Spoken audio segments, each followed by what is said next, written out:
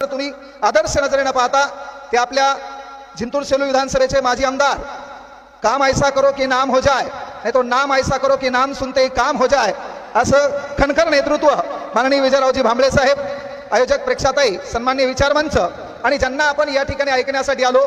प्रत्येक जण उठसूट बाजूच्या पोरग MBBS ला लागलं तर मग इकडे मायबापाला वाटले आपला बी पोरग MBBS ला लागाव. अरे पण तू पोरग आर्ट मध्ये आहे, तू पोरग MBBS ला लागल कसं? वांदे ते व्हायलेत आपल्या इथं. दुखायलंय म्हशीचं इंजेक्शन द्यायला वघारीला. म्हणजे आपलं कॉम्पिटिशन कोणासोबत चालू आहे काही घेणं नाही, कोणाचं काय आहे कशामुळे काय नाही. आपली मेंटॅलिटी काय आहे शरद सर, म्हणजे जगात सर्वांना सुख आहे, आपल्याला सुख आहे, आपल्याला काही वाटत नाही. पण असं कळालं जग सुखात आहे आणि मी एकटा दुखात आहे, मग आपल्याला टेन्शन आले. आणि संत ज्ञानेश्वर महाराज म्हणले होते, अवघाची संसार सुखाचा करीन आनंदे भरेन तिन्ही लोक. आता वांदे वेगळे झाली, आपलीच माडी आपलीच गाडी आणि आपल्याच बायकोची गोल गोल साडी, आणि म्हणताय समाज बदलायचा आहे. याचा डायलॉग आहे. याचं मेन कारण काय बाबा, की आपल्याला जगात काय चाललंय यापेक्षा आपण काय करू शकतो हे महत्वाचे. आणि यासाठी मी सांगितलं होतं जगाशी तुलना करू नका. बाकीच्या लेकराची आपल्या लेकरासोबत तुलना करत असताना आपल्या लेकरातले गुण ओळखा. त्याला छान बोलता येते, मार्केटिंग क्षेत्रात करिअर करू द्या. त्याला पेंटिंग जमते, पेंटिंग करू द्या. पण बाजूचं कोणतरी 1600 मीटर 100 मीटर पळून पोलीस झाले ना, मग आपल्या पोरानं तिकडच उड्या माराव्यात असं काही नाही. हा पळाला पळाला गालं बसले त्याला पोरगी देईन लोक, तर त्याचा कुटाणा होऊ नाही. म्हणून आपण जगाच्या सुखासोबत आपल्या सुखाची तुलना करायची नाही.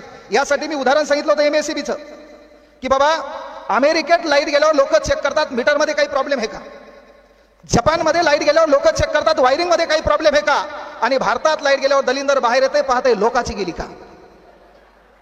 आणि याला कळलं लोकाची लाईट गेली आपली लाईट गेली बरं हे म्हणते, पण याला कळलं लोकाची लाईट आहे आणि फक्त आपली गेली. मग गावाकडे याच्याकडे येळूचा बांबू असते, याला धतुरा त्या डीपी मधलं काही माहित नसते. हे बांबू घेऊन जाते, या फ्यूजला ढुसणी आण त्या फ्यूजला ढुसणी आण, जिथं थिलंगा आल्या लागलीत लागली नाही तर अख्ख्या गावाची लाईट घालते, 15 दिवस गाव अंधारात झोपिते. बदल नाही. म्हणजे मेंटॅलिटी आपली काय आहे की जगाशी तुलना आपल्याला करायची गरज नाही. आणि पोरं एक गोष्ट लक्षात घ्या, आता तुम्हाला 80% मार्क पडले. या ठिकाणी प्रेक्षाताई तुमचं स्वागत करणार, भांबळे साहेब तुमचं स्वागत करणार, राहिलं सुरलं मी एखादोगाचं स्वागत करणार, शरद सर एखादोगाचं स्वागत करणार. ह्या स्वागतानं काय व्हायला माहिती का, ज्या पोराला कमी मार्क पडले त्याचे मायबाप त्याला पहिले टार्गेट करायले. 4 पोळ्या खातो, काला करून खातो, सोबत खाराची फोड मागतो, आणि येडा आहे तर तुला तोंडी लावाल कस काय पाहिजे, एवढं खाऊन तुला मार्क कमी कस काय. मी तुम्हाला काय म्हणलं, मार्क कमी पडो जास्त पडो डझंट मॅटर. ज्याला कळलं का तू का आहे त्यानं समजायचं आपली तुलना जगात कोणीच करू शकत नाही. जगाची लोकसंख्या 8 कोटी आहे. 8 कोटी लोकसंख्या असताना ईश्वराने तुम्हाला मानव म्हणून जन्माला घातले.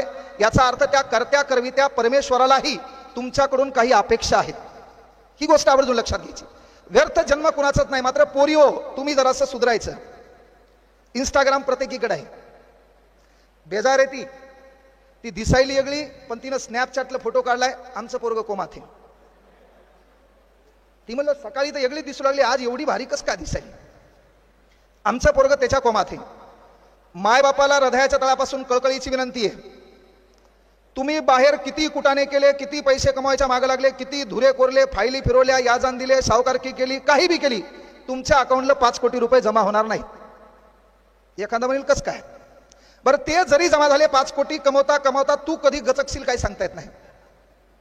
पण आपलं काम काय की आपलं समाजासाठी काही देणं लागतं. आणि म्हणून पोरींना एक विनंती आहे, पोराला एक विनंती आहे. आता व्हायला काय माहिती का भांबळे साहेब, सकाळी आपल्या जिंतूर सेलू विधानसभेतलं पोरग सर्वात जास्त मोकाराची संख्या आपल्या इकडे वाढली. हे मोजके आहेत गुणवंत.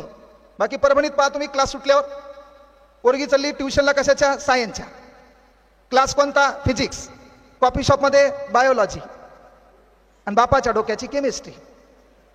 Physics bio chemistry.